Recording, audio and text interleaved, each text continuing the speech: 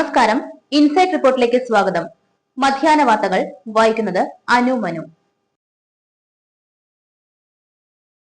തദ്ദേശ തിരഞ്ഞെടുപ്പിൽ വലിയ തോൽവി ഉണ്ടായിട്ടില്ലെന്ന് LDF.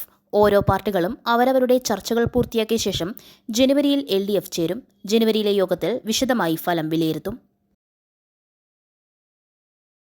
സർക്കാർ ചടങ്ങിനിടെ യുവതിയുടെ മുഖത്തുനിന്നും ഹിജാബ് മാറ്റാൻ ശ്രമിച്ച് വീണ്ടും വിവാദത്തിന് വഴിവെച്ച് ബീഹാർ മുഖ്യമന്ത്രി നിതീഷ് കുമാർ. പട്നയിൽ തിങ്കളാഴ്ച നടന്ന ഒരു ചടങ്ങിൽ സർട്ടിഫിക്കറ്റ് വിതരണം ചെയ്യുന്നതിനിടെയാണ് അദ്ദേഹം ഡോക്ടറുടെ ഹിജാബ് പിടിച്ച് വലിച്ചു താഴ്ത്തിയത്. സ്കൂളിൽ വിദ്യാർത്ഥിനികളുടെ പരസ്യ മദ്യപാനം. 6-9 ക്ലാസ് വിദ്യാർത്ഥിനികൾക്ക് സസ്പെൻഷൻ. തമിഴ്നാട് തിരുനെൽവേലിയിലാണ് സംഭവം. ശബരിമല സ്വർണ്ണക്കൊള്ളയിൽ കട്ടിളപ്പാളി സ്വർണം പൊതിഞ്ഞതിന് രേഖകളുണ്ടോ എന്ന് ആവർത്തിച്ച് കോടതി. ചെമ്പ് പൊതിഞ്ഞതാണെന്ന് ദേവസ്വം മുൻ പ്രസിഡന്റ് N. വാസു ജാമ്യാപേക്ഷയിൽ പറഞ്ഞിരുന്നു.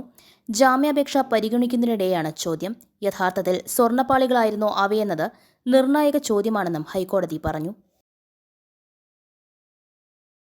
വേങ്ങര കണ്ണമംഗലം മിനിക്കാപ്പിൽ യുവതിയെ ഭർതൃവീട്ടിൽ ജീവനൊടുക്കിയ നിലയിൽ കണ്ടെത്തി. ചേരൂർ മിനിക്കാപ്പ് സ്വദേശിയായ നിസാറിന്റെ ഭാര്യ 31 വയസ്സുള്ള ജലീസിയാണ് മരിച്ചത്. തിങ്കളാഴ്ച രാവിലെ കാണാതായതോടെ നടത്തിയ തിരച്ചിലിലാണ് വീടിന്റെ പിൻവശത്തുള്ള ഷെഡിലെ കഴുക്കോലിൽ ആത്മഹത്യ ചെയ്ത നിലയിൽ കണ്ടെത്തിയത്. മഹാത്മാഗാന്ധിയുടെ പേരിലുള്ള തൊഴിലുറപ്പ് പദ്ധതിയുടെ പേര് VBG റാംജി എന്നാക്കി മാറ്റാനുള്ള കേന്ദ്ര സർക്കാർ നീക്കത്തിനെതിരെ പ്രതിഷേധം കടുപ്പിച്ച് പ്രതിപക്ഷം. ബിൽ പാർലമെന്റിൽ അവതരിപ്പിക്കാനുള്ള കേന്ദ്ര നീക്കത്തിനെതിരെ ഇരുസഭകളിലും പ്രതിഷേധിക്കാനാണ് നീക്കം. മറ്റൊരു വാർത്തയുമായി വീണ്ടും കാണാം. നന്ദി, നമസ്കാരം.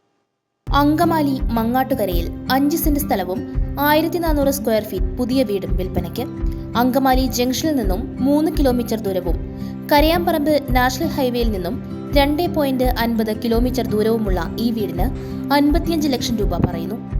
ആവശ്യക്കാർ വിളിക്കേണ്ട നമ്പർ 7034873123 7736964883.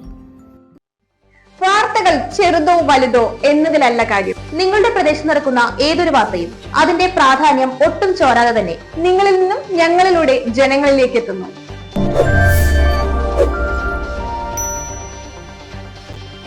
വാർത്തകൾ വിരൽ തുമ്പിൽ ഞൊടിയിടയിൽ ലഭിക്കുന്നതിന് വേണ്ടി ഇൻസൈറ്റ് റിപ്പോർട്ടിന്റെ ഓൺലൈൻ മാധ്യമങ്ങളായ യൂട്യൂബ്, ഫേസ്ബുക്ക്, വാട്സ്ആപ്പ്, ഇൻസ്റ്റാഗ്രാം തുടങ്ങിയ അക്കൗണ്ടുകൾ എത്രയും പെട്ടെന്ന് ഫോളോ ചെയ്യുക.